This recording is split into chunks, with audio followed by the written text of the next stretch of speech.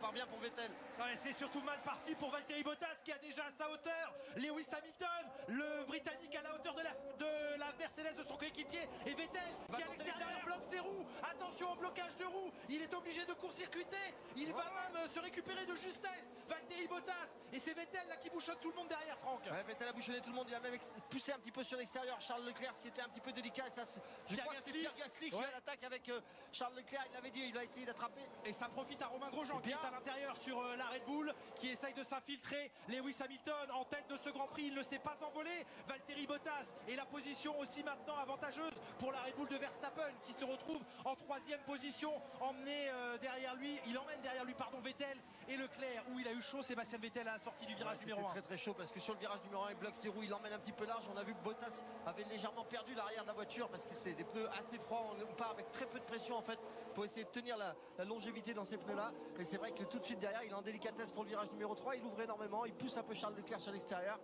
un petit peu difficile. Embouteillage un petit peu dans le peloton, on retrouve Sébastien Vettel, il a perdu une position sur Max Verstappen, il a tenté le tout pour le tout au premier virage. Quite a bit of a flat spot front right.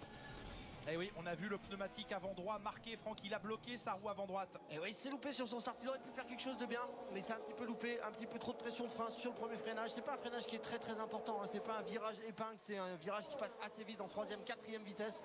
Donc ça veut dire qu'on n'a pas besoin d'arrêter la voiture, mais on a besoin quand même de l'arrêter tout simplement pour être en confiance parce que le pneu est froid et on ne sait pas vraiment quel est le niveau de grippe de la voiture à ce moment-là.